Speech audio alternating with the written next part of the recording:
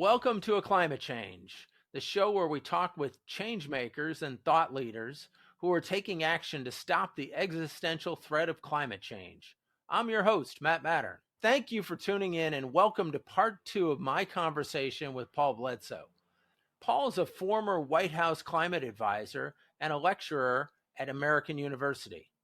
If you didn't tune in last week, I'd recommend you go back and listen to that before jumping into this episode.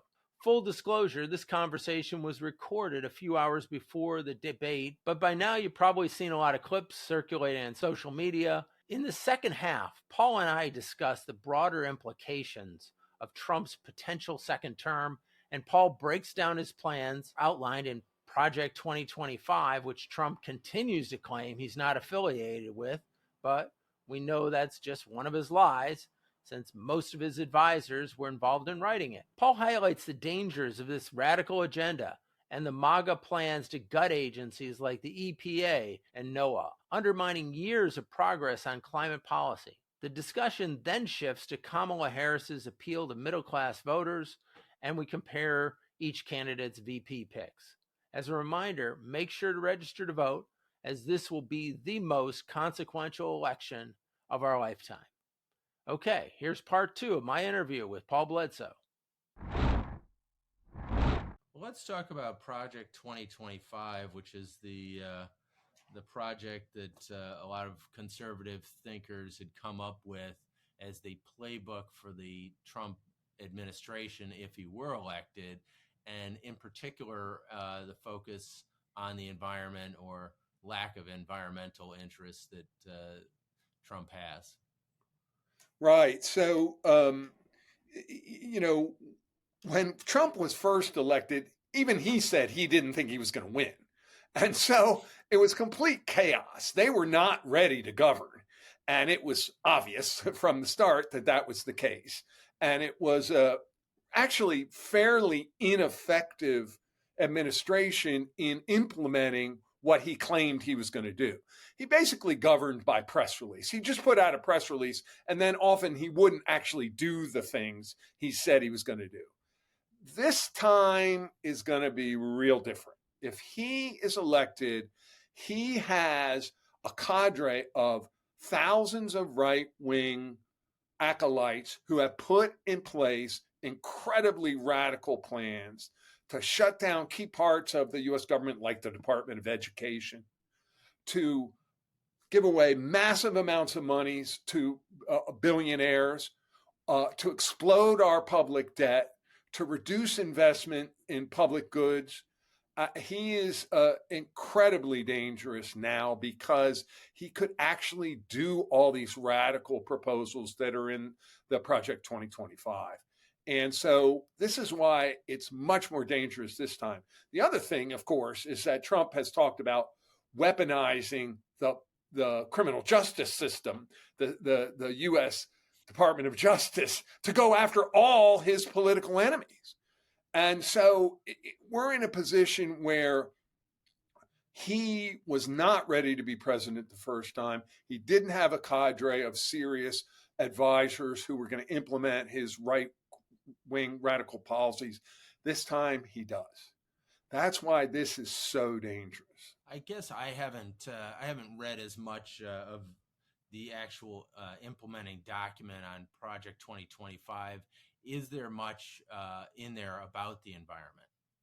Yeah, so he says that he wants to shut down huge parts of the U.S. Government environmental regulatory structure, including large parts of EPA, the National Oceanic and Atmospheric Administration that you mentioned, and a whole host of other protections on our water, our air.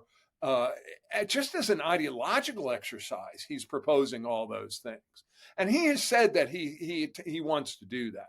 The thing is, in the past, he didn't have the cadre of ideological driven professionals to do it, because they didn't think he was going to win either. But this time they're ready. And it could be incredible, the changes that America will see in the protections to the environment if Trump is elected. Right. One of them would be, he has talked about kind of wiping out a bunch of civil servants who've been serving in those roles and just replacing them with political appointees, which would gut kind of the effectiveness of, say, the EPA if they were to wipe out the normal staff, which you can't just fire as a matter of right when you come in as a new president, because there are civil service protections, and he's talking about wiping those off, which would be incredibly So I dangerous. served in the Interior Department as part of the civil service. And there was an unbelievable esprit de corps and commitment to serious work, to factual scientific information underlying major decisions that protect the American people. It's the core of our government, is about 3 million civil servants who do this work every day. And by the way, that system comes out of some specific events of the late 1800s and early 1900s. What happened was, for example, President Garfield in 1881 was murdered by an office seeker. And they realized in that period of time, they replaced the entire government with every new president with political appointees, and it was a disaster. It meant the governments were corrupt, and you couldn't count on the governments. Teddy Roosevelt headed a commission. It's one of the things that made him famous and made him later become president, to put in place a U.S. civil servant service that has been the backbone of a reliable U.S. system of laws and governance for now more than 125 years. And Trump has said that he specifically wants to undermine that system and put in place a bunch of his cronies who will do anything they want and be accountable to no one. It's an unbelievable misunderstanding of the history of the United States economy, our public safety protections, and our government. Well, there was a fascinating article that Michael Lewis wrote in the Washington Post, I believe, on a civil servant who worked in the Bureau of Mines for, I guess, probably 30 years. And he just dedicated himself to public safety and how to make miners' jobs safer.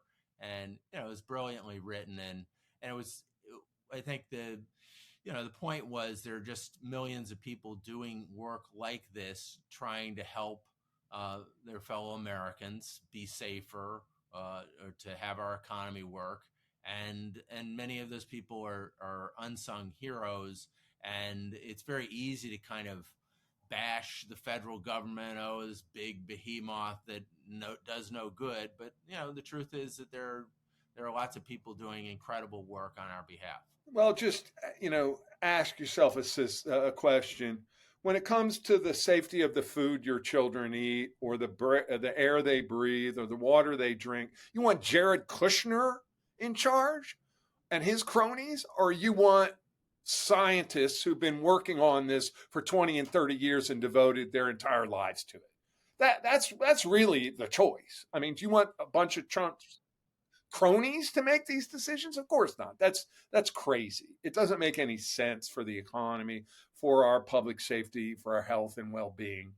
But it's the kind of crazy ideology that Trump is pushing because he thinks it's good grievance culture war politics. I keep going back to that issue because it's the point of the spear for Trump.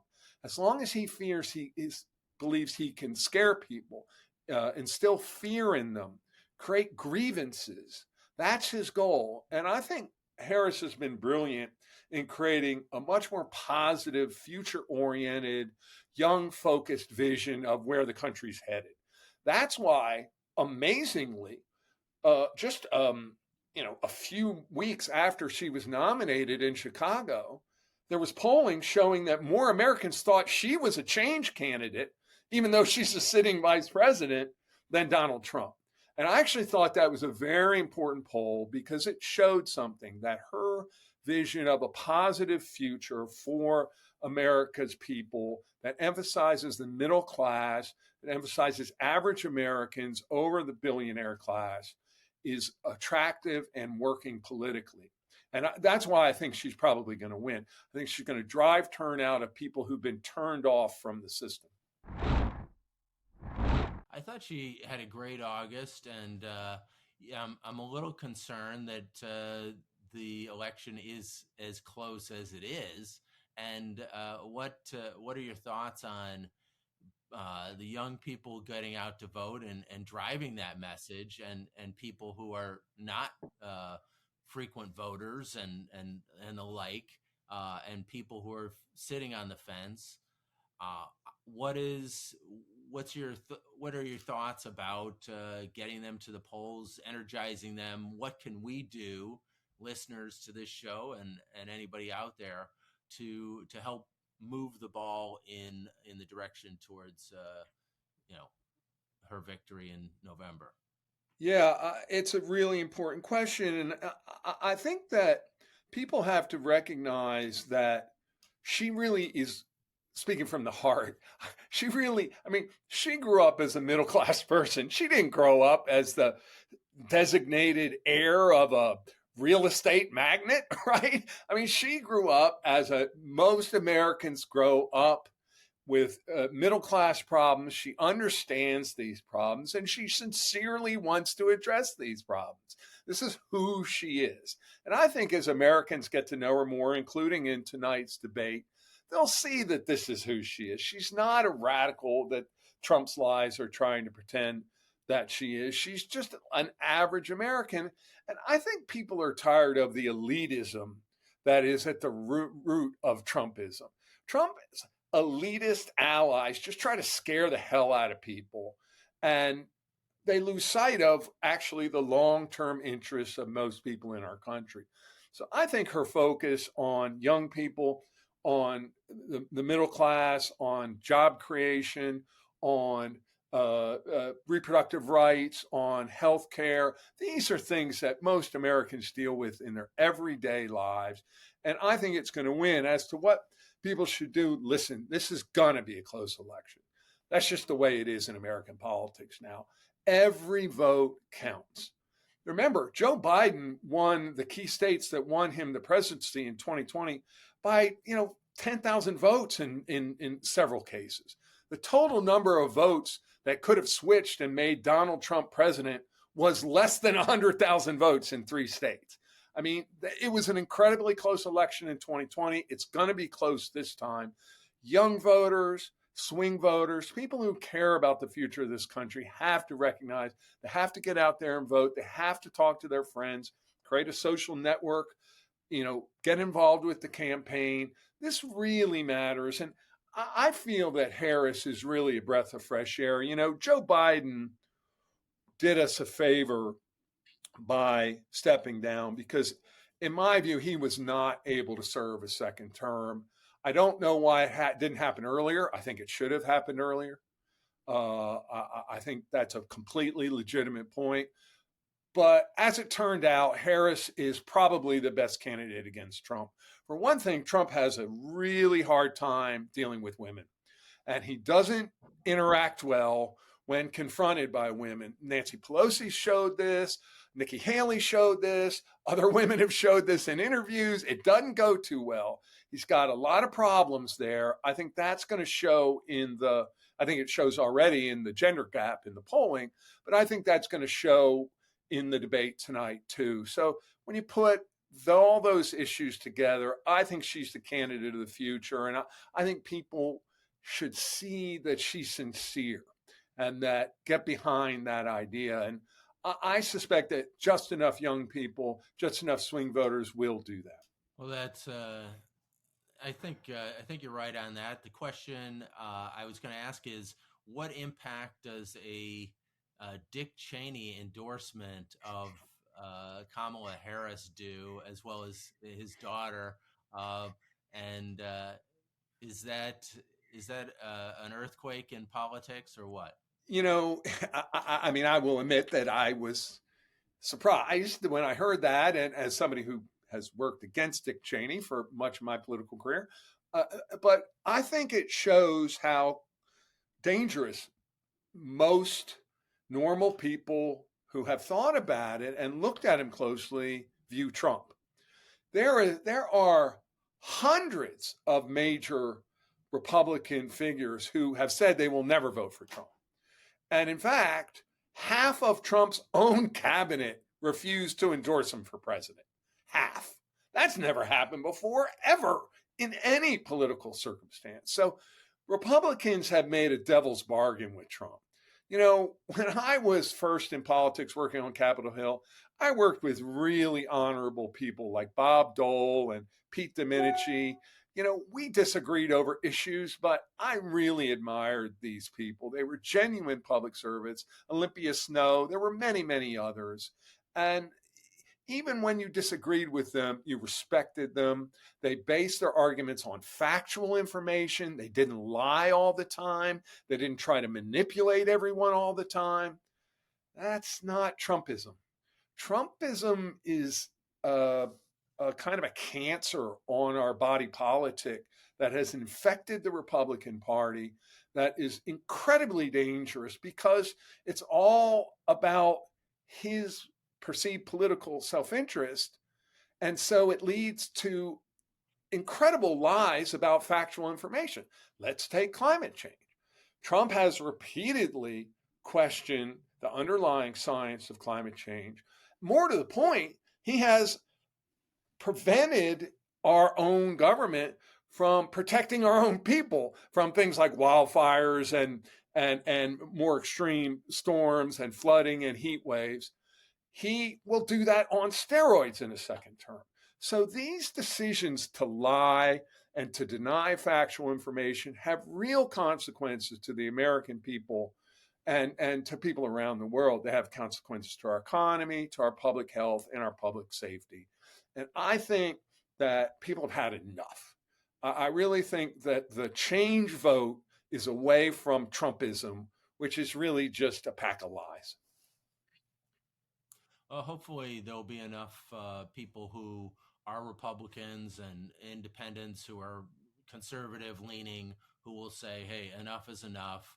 As much as they may not be for somebody on the left, which Kamala Harris is further to the left of center. That's who she represents, the Democratic Party.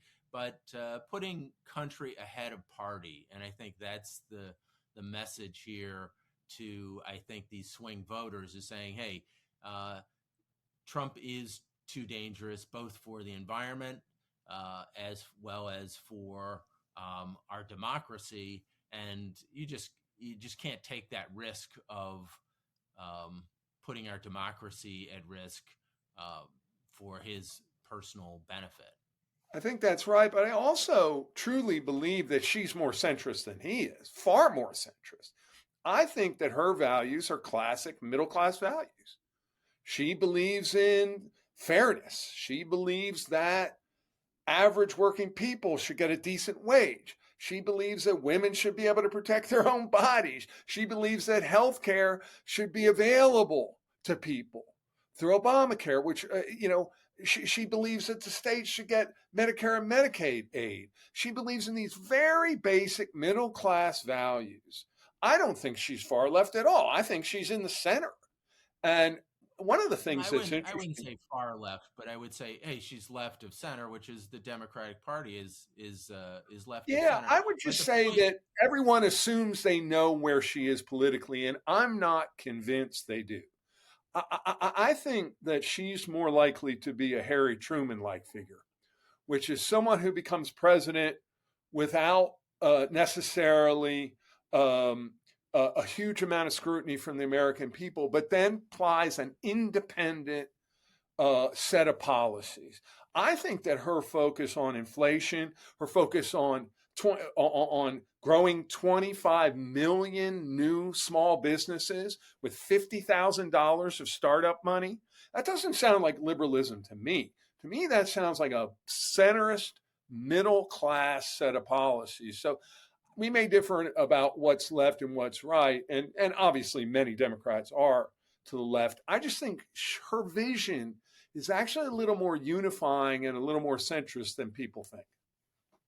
No, I agree with you that her speech at the convention was a more centrist message, and I think that that's a winning one. I think it's a winning one for the Democratic Party, and I welcome the Democratic Party kind of moving to the center, because quite frankly, that is going to be a stronger thing for the country and for the environment, because Absolutely. to me, the environment is the most important issue, and you've got to capture the center of the country in order to push those policies effectively. And if That's so right, Matt. the Democratic Party is seen as too left wing and extremist and communist and whatever the Republicans want to paint them as, then the policies of environmental protection kind of get tarred with that brush. That's right. And that's why I think her economic appeal on these energy and climate issues is so important. We should talk about economics first, about public safety second, and about climate change third, because that's how people really look at these issues. How much does it cost for me to heat my home or my apartment, to get to work? And am I safe? Do I have clean air? Is it too hot outside to play or to work? Are the wildfires getting so bad that the air quality is being undermined? Or can I afford homeowners insurance because flooding has gotten so bad that homeowner insurance is unavailable in much of the country? These are kitchen table issues. And this is why I'm saying that energy and climate is increasingly, in my view, a kitchen table economic and public safety issue. If she can sell it that way, Matt, I think you're 100% right. I think she can win. I think that she can. Whether she will is another story, but I think she's headed in the right direction on that. As trial lawyers, we are sometimes, there's a school of thought out there to appeal to people's reptilian brains, which is kind of essentially what you were describing, which is what's in it for me and why is this important to me as a voter. And certainly voters around the country, in Florida, I understand it's very difficult to get insurance these days because almost of impossible to get homeowners insurance issues. Yep. The one thing we haven't talked about is her choice of vice president. I think Tim Walz is another breath of fresh air. I mean, this guy, the fact that she chose him says to me that she really does believe in centrism in the middle class. I mean, this guy is a classic American middle class story. And what did Donald Trump do? He doubled down on a far right conspiracy theorist who constantly indulges in grievance based culture war politics based on lies, who has been supported by the trillionaires in the high tech Silicon Valley, and who have funded his campaigns, and J.D. Vance. I think that contrast should really show something about Kamala Harris's judgment.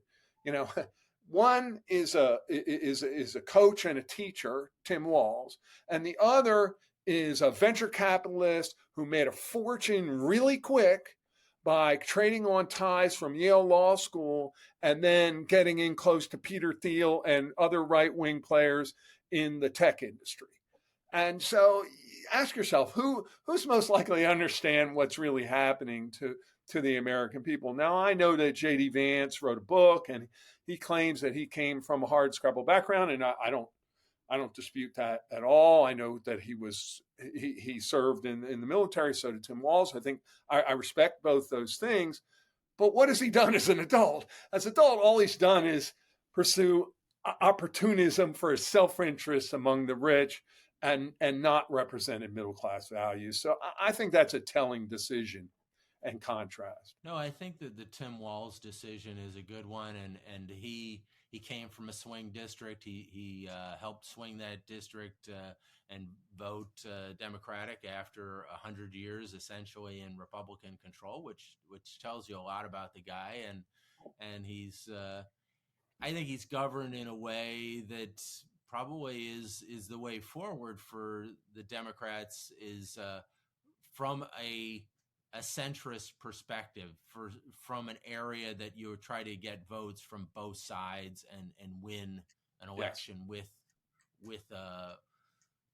with kind of a centrist message, but maybe in somewhat of an FDR-esque type way, where he certainly was socially very active, but he was also getting the middle of the country voting for him.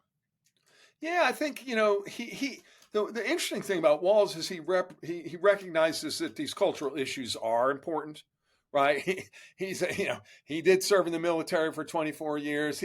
He's a hunter. He wears the baseball cap and the hunting camouflage, and that's who he really is. He's a coach. He culturally is I think comfortable for a lot of Americans. And I don't think that was an accident. I think Harris recognizes those issues are important to many people, and I think it was a master stroke, and it could turn decisive in a very close election. Usually, vice presidents don't matter, but I think in a very close election, I think he's going to have a great debate against J.D. Vance himself, Tim Walz, and I think Tim Walz is a much more attractive figure and much more like most Americans than J.D. Vance. Yeah, hopefully Walz will be very saleable in his, Wisconsin, Michigan, and Pennsylvania. Yeah, that's right. And it is worth noting that we now have North Carolina is in play. Georgia is in play. Arizona is in play. Nevada. There are a lot of states here, and I feel that it's pretty amazing the comeback she has made from where Biden had us 2 months ago. Because the polling 2 months ago for Joe Biden after that debate was really, really bad. And I think she deserves tremendous credit to get us to here. The key is that we need to get behind her to put ourselves over the top for the future of the country. That, politics is a symbiotic thing. There's a relationship between leaders and the people. They have to help one another. They have to be there for each other. I think Trump's only concerned about himself. I think Harris and Walz are genuinely concerned about the future of the country. Well, let me ask you about Florida and Texas. I've heard that the polling has tightened up in those states to where it might even be close to within the margin of error. And in Ohio, J.D. Vance's Ohio, where I grew up, and I grew up in Pennsylvania and Ohio. I think it's unlikely that those states are going to be in play. I think the states, to me, that are obviously Pennsylvania is crucial. This is why I think the gas issue is crucial. You'll notice that Harris did her debate prep in Pittsburgh. She holed up in Pittsburgh for the last week and did events all week long in Pennsylvania. I also think that Georgia has shown an ability to turn out the vote. People like Stacey Abrams in Georgia. So, and now we have a big new state like North Carolina in play. I think Trump's having to play some defense in some places. To your point, Matt, they didn't think they were going to have to. And I saw that Trump has just given up on New Hampshire, for example, that used to be a swing state. So I think that things are trending well, but we've got to work with this centrist Democratic ticket and support it for our future. It's an incredibly important election. Ironically, it's even more important than 2016 because now Trump does have this cadre of ideologically driven, followers who are going to put in place all these crazy policies and that'll really devastate our country and undermine our environmental protection. So it couldn't be more important. Right. Yeah. When 2016 rolled around, Trump was really fumbling his way into the office, had no idea what he was doing really for a couple of years.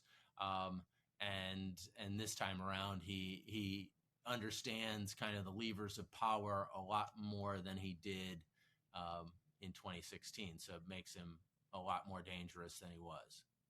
I think so, unfortunately. So it's incredibly, whether it's energy and providing cheap, clean energy or climate protection and public safety, or whether it's our, reproductive health or growing the middle class or having fairness in healthcare availability, growing small businesses, all these issues I think favor the Democrats and Harris Walz. And I really think people need to understand that this is the most important election of my lifetime. This is the one that will really determine our way forward for quite some time.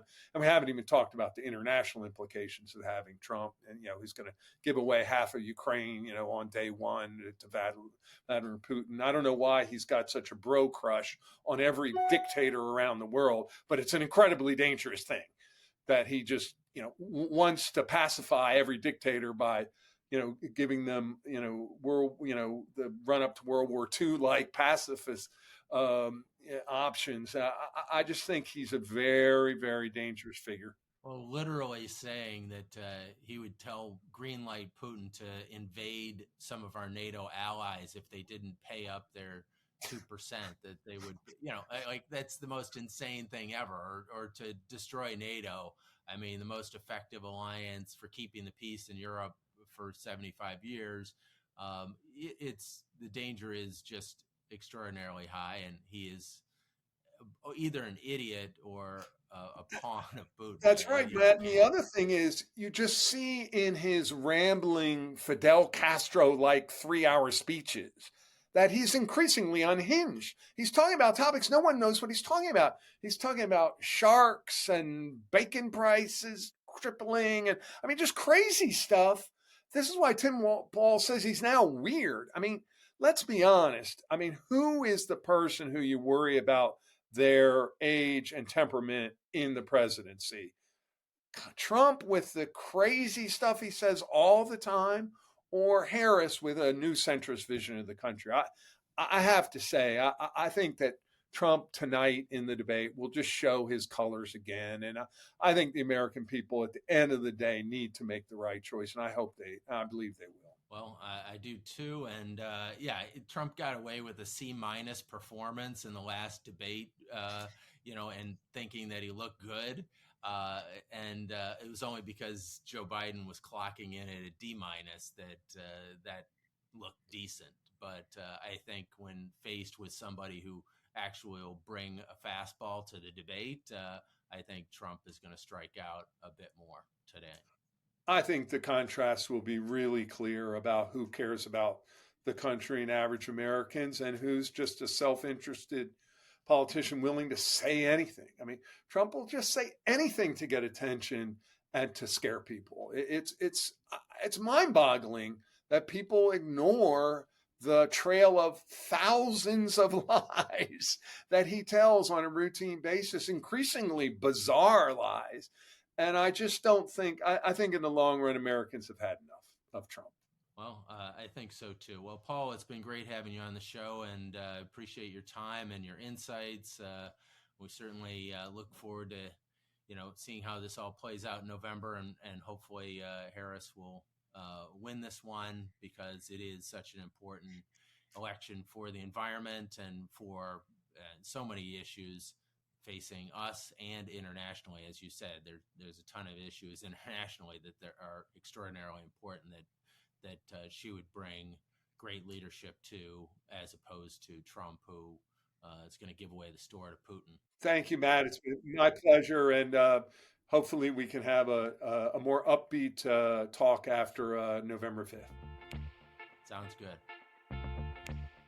And that was part 2 of my conversation with Paul Bledsoe. I hope you enjoyed it as much as I did. Paul is a lecturer at American University. You can follow Paul on X at Paul Bledsoe, and that's BLEDSOE. And you can read his work by visiting his website, paulbledsoe.com, or you can just Google him. Paul's written for many different publications all across the spectrum. To learn more about our work at A Climate Change and how you can help us reach our goal of planting 30,000 trees in the Amazon this year, visit aclimatechange.com. Don't forget to subscribe to our podcast on Apple, Spotify, YouTube, or wherever you get your podcasts. If you like this episode, please share it with a friend. See you next time.